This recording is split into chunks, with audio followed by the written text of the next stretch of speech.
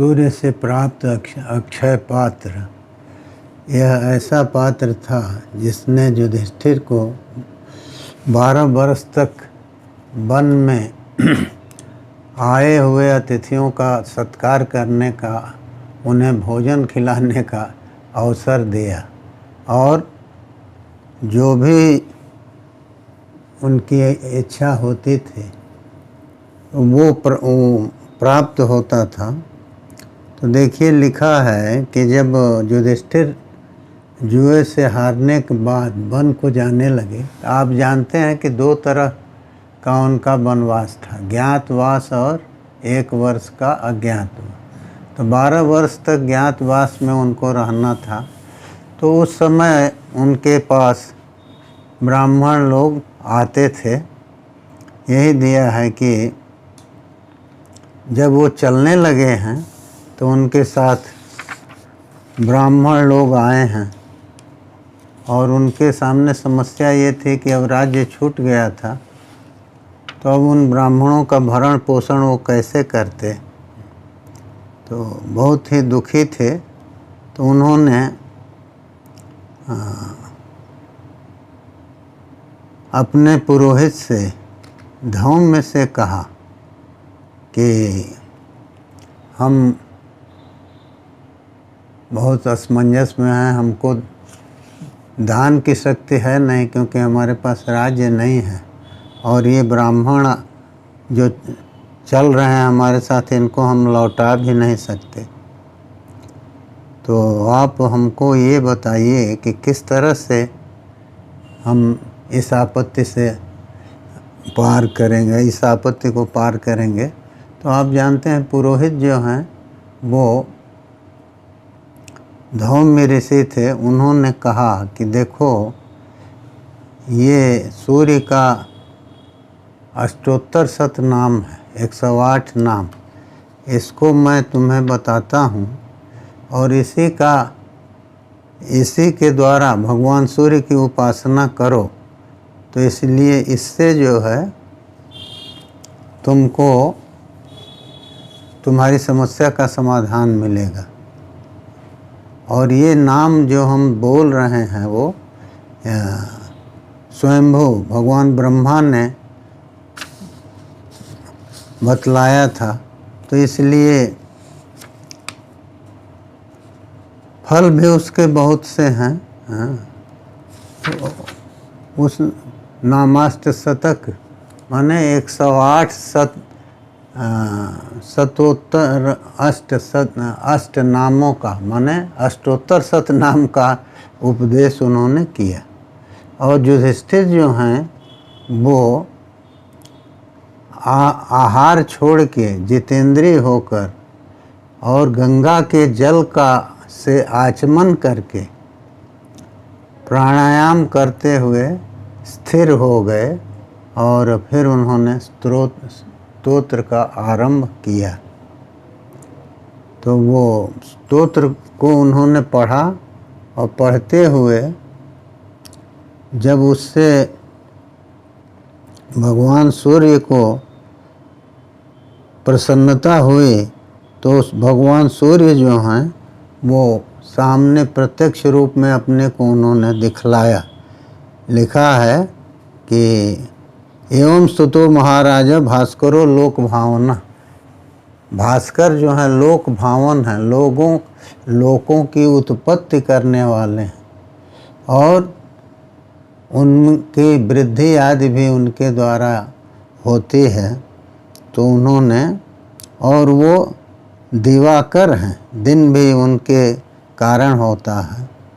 तो उन्होंने पांडव को, युधिष्ठिर को दर्शन दिया और जलती हुई अग्नि के समान देदीप्यमान थे। उन्होंने कहा कि राजन, तुम्हारे मन में जो कुछ है वो सब तुम प्राप्त करोगे। और ये कह के और कहा अहम अन्नम प्रदास्यामि सप्त पंच चते समा। कहे मैं तुमको 7 वर्ष और 5 वर्ष माने 12 वर्ष तक मैं तुम्हें अन्न दूंगा। तुम्हारे ज्ञात वर्ष जो ज्ञातवास है वनवास का, उसमें तुम्हारे पास लोग आएंगे तो मैं 12 वर्ष तक तो अन्न दूंगा। और कैसे दूंगा, तो कहे गृहिणीस्व पिठरम ताम्रम मया दत्तम नराधिप। ये तांबे की थाली ले लो, थाली बटलोई, और ये इसमें जो है एक गुण होगा कि जब तक पांचाली द्रौपदी इस पात्र से बर्तन करेगी, जावत वर्षित पांचाली पात्रेणानेन सुब्रत फलमूलामिशं साकं संस्कृतं जन्महान से चतुर्विधम तदन्नाद्यम अक्षय्यम ते भविष्यति। कहा कि जब तक द्रौपदी इससे व्यवहार करती रहेगी तो फल मूल आमिष शाक जो कुछ भी महानस में बनेगा रसोई घर में, चतुर्विध अन्न जो है भक्ष्य भोज्य चोष से लेह, चतुर्विध अन्न ये सब का सब अक्षय होगा। माने वो कितना भी व्यय करो, किस उसमें से कितना भी लोगों को खिलाओ, वो समाप्त नहीं होगा। और फिर इतस चतुर्दशे वर्षे भूयो राज्यम अवाप्स्यसि, और ये कह दिया कि चिंता मत करो, 12 वर्ष तक ज्ञातवास में हम तुम्हारे अन्न की आवश्यकता इस पिठर के द्वारा, इस बटलोही के द्वारा पूरी कर देंगे। और 14वें वर्ष में, माने 1 वर्ष तुम्हारा अज्ञातवास का होगा, तो 13 साल निकल जाएंगे, 14वें वर्ष में तुमको राज्य प्राप्त होगा। तो वो कहे हैं भूयो राज्यम अवाप्स्यसि, माने पुनः राज्य प्राप्त करोगे। और ये भूया शब्द जो है अधिक के वाची भी है, तो ये कहा कि तुम अधिक राज्य प्राप्त करोगे। माने अभी तो आधा उनका था, और 14वें वर्ष में युद्ध के बाद जब वो पाए तो दुर्योधन का जो हिस्सा था राज्य का आधा, वो भी पा गए। तो इस तरह से पूरा राज्य उनको मिला। तो यही उन्होंने, सूर्य ने अब तथ्य को बतला दिया या आशीर्वाद दिया, जो कहिए, ये दोनों कहा कि 14वें वर्ष में तुम अधिकता से अधिक भाग में राज्य प्राप्त करोगे, फिर तो प्राप्त करोगे ही। और ये कह करके वो वहाँ अंतर्ध्यान हो गए। तो इस स्तोत्र का महत्व ये लिखा है कि जब कोई भी व्यक्ति समाहित हो करके इस स्तोत्र को पढ़ेगा, और तो उससे तत्तस्य दद्याच्च रविर्मनीषितम तदाप्नुयात् यद्यपि तत्सुदुर्लभ। उस सब को सूर्य भगवान उसके अभीष्ट की पूर्ति के लिए जो कुछ वो चाहेगा देंगे, और उस अत्यंत दुर्लभ चीज़ों को भी देंगे। और ये भी दिया है फल कि जो इसको धारण करेगा, तो धारण करना माने अभ्यास कर लिया, याद कर लिया, और श्रृणुयाद वाप्यभीक्षण सा, तो धारण कर लिया तो अपने उसका पाठ करे, अथवा किसी से पाठ उच्चारित करके और बार बार सुने, तो उसका फल दिया। पुत्रार्थी लभते पुत्रम, धनार्थी लभते धनम, विद्यार्थी लभते विद्याम, पुरुषोप्यथवा स्त्रियः। तो ये दोनों को दिया है कि पुत्र को चाहने वाले को पुत्र प्राप्ति होती है, और धन को चाहने वाले को धन मिलता है, विद्यार्थी को विद्या मिलती है। और ये दिया कि पुरुष हो या अथवा स्त्री हो, दोनों में से समान रूप से सबको वो प्राप्त हो जाता है।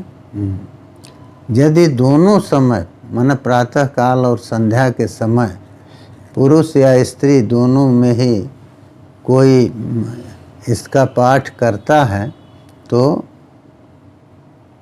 उसको आपत्ति तो आती है, फिर भी वो उससे आपत्ति से मुक्त हो जाता। तो आपत्ति से मुक्त होता है, और फिर वो यदि कोई किसी बंधन में है तो वो उससे भी छूट जाता।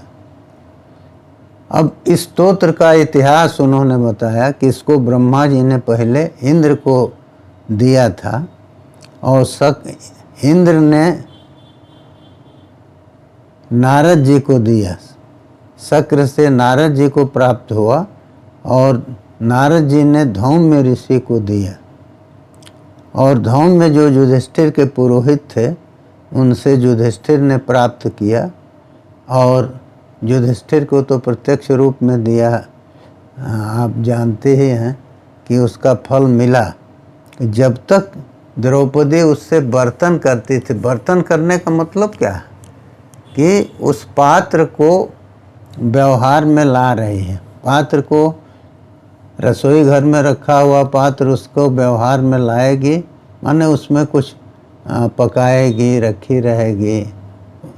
तो उसमें जो, जब तक उससे वो व्यवहार कर रही है तब तक उसमें से जितना जो कुछ भी रसोई घर में बनाया गया है सामान, वो सब कुछ अक्षय होगा, कुछ भी घटेगा नहीं। इसीलिए लिखा है ना, भगवान कृष्ण जब पहुँचे हैं दुर्वासा के आने पर, दुर्वासा ऋषि दुर्योधन के कहने से पहुँच गए वन में युधिष्ठिर के पास, और वो त्रिकालज्ञ थे, वो जानते थे कि जब द्रौपदी खा चुकी है तो माने पीछे खाई होगी और खा चुकी है, तो अब उस अक्षय पात्र से कुछ मिलना नहीं है।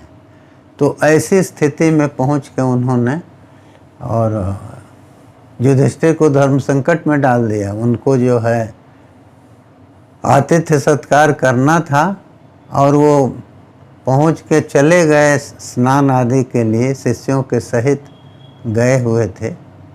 तो अब समस्या थी, दुर्वासा का आतिथ्य न हो तब गड़बड़, और आतिथ्य किया कैसे जाए। तो द्रौपदी ने फिर भगवान कृष्ण का ध्यान किया है, तो भगवान आए हैं।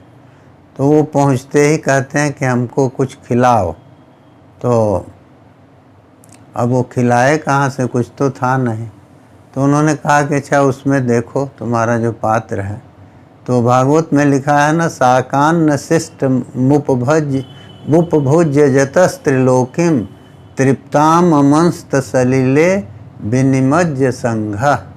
तो उसमें एक साग का टुकड़ा लगा हुआ दिखाई दिया। तो दिया है कि फल मूल आमिष शाक जो कुछ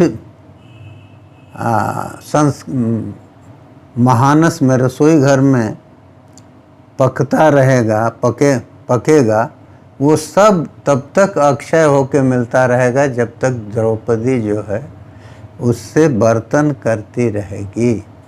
तो बर्तन जो है, इसीलिए आज भी पात्रों को बर्तन कहते हैं। तो बर्तन माने वो बर्तन व्यवहार का साधन है। कोई पानी पीने का बर्तन है, कोई खाने का बर्तन है, कोई पकाने का बर्तन है। तो द्रौपदी जब तक उस पात्र से बर्तन करती रहेगी तो तब तक वो मिलता रहेगा। तो भगवान ने उसी में से एक साग का टुकड़ा लिया और वो खा लिए, तो पूरा त्रिलोक जो है वो तृप्त हो गया। तो ये कथा आती है। तो इसीलिए धौम्य से नारद जी को, धौम्य से युधिष्ठिर को मिला। तो ये परंपरा इसकी दे दिया कि ब्रह्मा जी ने पहले इंद्र को दिया, इंद्र से नारद जी को प्राप्त हुआ। अब देखिए, इंद्र देवराज हैं, नारद जी देवर्षि हैं। तो फिर भी जो परंपरा है उसको बताया कि ब्रह्मा जी ने इंद्र को दिया, इंद्र ने नारद जी को बताया, और नारद जी जो हैं उन्होंने धौम्य ऋषि को दिया, और धौम्य से युधिष्ठिर को प्राप्त हुआ। क्योंकि ये जो दैव विभूतियाँ हैं, दैव जो सामर्थ्य है, वो देवताओं को आसानी से प्राप्त होता है। देवताओं को प्राप्त होने का मतलब जो देववत विचार वाले हैं। इसीलिए लिखा है कि देवो भूत्वा देवान जजेत, देव हो करके और देवताओं की का जजन करे, उनकी स्तुति करे। तो युधिष्ठिर जो हैं वो आचमन से शुद्धि होती है, तो उन्होंने गंगा के जल से आचमन किया और प्राणायाम करते हुए दे रहे हैं कि स्थिर हो गए और वाणी को रोक लिया। प्रयत वाग भूत्वा स्तोत्रम आरब्धवांस्ततः, उसके बाद स्तोत्र को आरंभ किया। तो माने शुद्धि करके और प्राणायाम के द्वारा स्थिर हुए। तो माने प्राणायाम किया, प्राण का निग्रह किया, तो उसके बाद उन्होंने ये सिद्धि प्राप्त किया। क्योंकि जब प्राणायाम से शुद्धि होती है, आचमन और प्राणायाम आज भी हम देखते हैं कि हमेशा किसी कर्म के आरंभ में आचमन और प्राणायाम का विधान देखा जाता है, वो व्यवहार में भी है। तो इस तरह से अक्षय पात्र मिला। और अक्षय पात्र जो है, अक्षय इसीलिए उसका नाम पड़ा कि जब तक द्रौपदी बर्तन करती रहेगी तब तक वो क्षीण नहीं होगा, उसमें जो कुछ है वो सब कुछ मिलता रहे। तो अब देखिए, महानस में जो कुछ भी पकता है, अब दो बातें दिया है। एक तो कहे कि मैं 12 वर्ष तक तुमको अन्न देता रहूँगा, ये सूर्य ने कहा युधिष्ठिर से। तो 12 वर्ष तक अन्न देंगे, माने ज्ञातवास में देंगे, ये तो ठीक है। और कहा कि ये तुम ताम्र पात्र ले लो, इसमें जब तक पांचाली इस पात्र से बर्तन करेगी तब तक इसमें अक्षय मिलेगा। जो कुछ रहेगा वो अक्षय होके मिलता रहे। तो ये द्रौपदी बर्तन करेगी, माने महानस में बनेगा और वो उस पात्र में लेके और द्रौपदी जो है वो खिलाती रहेगी। परिवेषण, परोसना जिसको कहते हैं।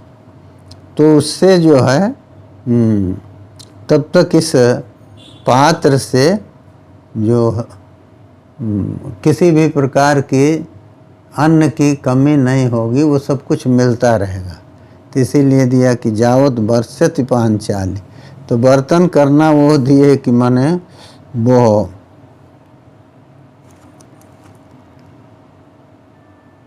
परिवेषण करती रहेगी। तो उसमें ये ने जो कुछ भी चतुर्विध अन्न दिया, तो अन्न 4 प्रकार के होते हैं। भोज्य, भक्ष्य, चोष्य, लेह्य। कुछ चूसने योग्य, कुछ चाटने योग्य, कुछ भोज्य हैं, कुछ भक्ष्य हैं। तो इस तरह से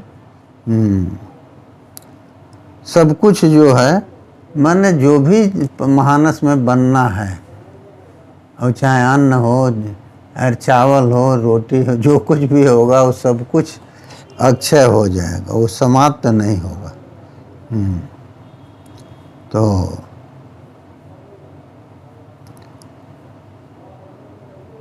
तो माने जो कुछ वो पकाई रहेगी, अन्न जितना भी पका रहेगा और उस पात्र में लेके चलाएगी, तो वो पात्र का ही प्रभाव है कि उसमें से जो कुछ निकलेगा वो पात्र खाली नहीं होगा। इसलिए उसका अक्षय पात्र नाम हुआ। और द्रौपदी जब तक बर्तन कर रही है, माने परोस रही है, खिला रही है, तब तक ये रहेगा। आज जब वो स्वयं भोजन कर लेगी तब अब तो परोसने का काम खत्म हो गया। द्रौपदी जो है वो परिवेषण नहीं कर रही है, उस पात्र से बर्तन नहीं कर रही है। अब तो भोजन कर चुके, तब फिर उसमें से कुछ मिलेगा नहीं। यही उस अक्षय पात्र का रहस्य है। तो इसलिए इसी की पात्र से युधिष्ठिर जो हैं वनवास में अपने अतिथियों का सत्कार करते रहे।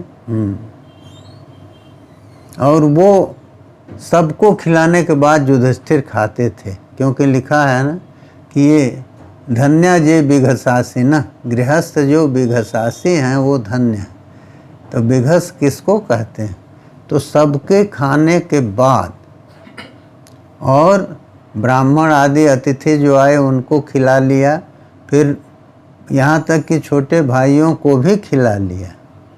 तो उसके बाद जो बचता था उसको युधिष्ठिर खाते थे। इसलिए वो खा लेते थे। तो